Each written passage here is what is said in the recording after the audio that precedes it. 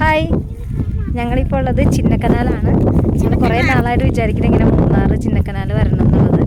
അപ്പോൾ ഇപ്പോൾ ഇവിടെയാണ്. അടിപൊളി ഡെസ്റ്റിനേഷനാണ്. എല്ലാവരും ഒന്ന് കാണണം. ഒരു വ്യൂ ഫോട്ടോ പോയിൻ്റാണ്. നല്ല അടിപൊളി ഡെസ്റ്റിനേഷൻ എന്ന് പറഞ്ഞാൽ നമ്മൾ ഒരിക്കലും മിസ് ചെയ്യാൻ പാടില്ലാത്ത അത്രയും നല്ലൊരു സ്പോട്ടാണ്. കണ്ടോ, അടിപൊളി നല്ല ഹരിതാപമായിട്ടുള്ള ഒരു ലൊക്കേഷനാണ്. അടിപൊളിയാണ്. എനിക്ക് ഭയങ്കര ഇഷ്ടപ്പെട്ടു.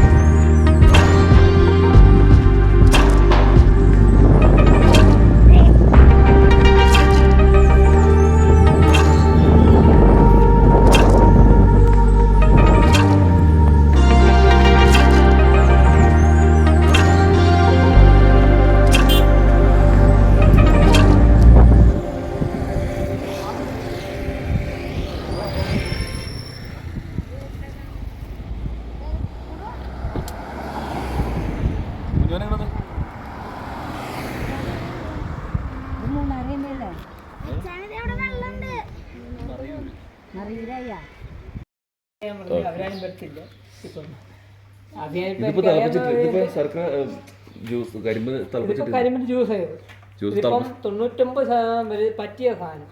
ഇതിനകത്ത് ഇനിയുണ്ട് ഒരു 20% കൂടെ വറ്റാറുണ്ട്. ഇത് ഈ സാധനം വറ്റി നമുക്ക് ഈ കുറി നമ്മൾ എന്തുവാ ചപ്പാത്തി മാവ് കഴിക്കരുത്. ആ ഒരു പരിവോ കുറുക്കി ആയിക്കഴിഞ്ഞാൽ നമ്മൾ ഇത് തുറക്കും. ഇതിങ്ങനെ തുറക്കാവുന്നതായിരുന്നു.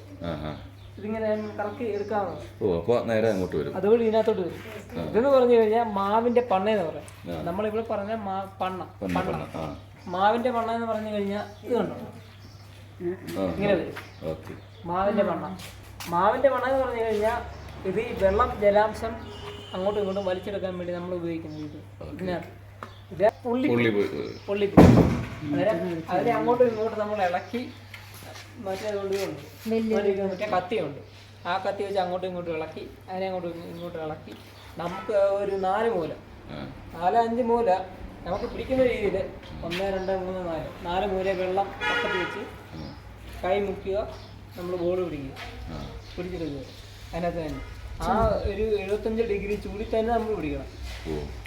പിടിച്ചില്ലെങ്കിൽ അത് സെറ്റ് ആകത്തില്ല, പൊട്ടിപ്പോവും. 75 ഡിഗ്രി ചൂടി നമ്മൾ എടുത്തു കഴിഞ്ഞാൽ അങ്ങോട്ടും ഇങ്ങോട്ടും നമുക്ക് ഇതിനകത്ത് എവിടെ വേണമെങ്കിൽ വെച്ച് കഴിഞ്ഞാൽ ഇത് പൊട്ടുന്നില്ല, അല്ലെങ്കിൽ ഇത് പൊട്ടിപ്പോവും, ഉടഞ്ഞു പോകും.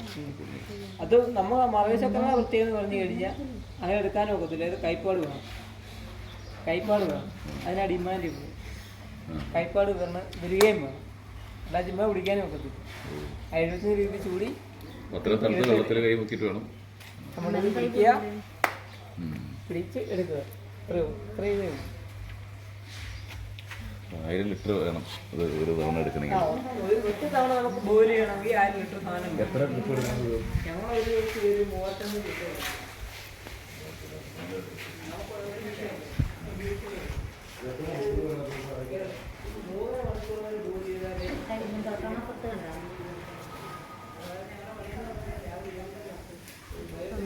കൃഷിയാണ്. ഇത് മറ്റേ പീസ് വരുമ്പോഴാണ് വെള്ളക്കുരുമ്പം.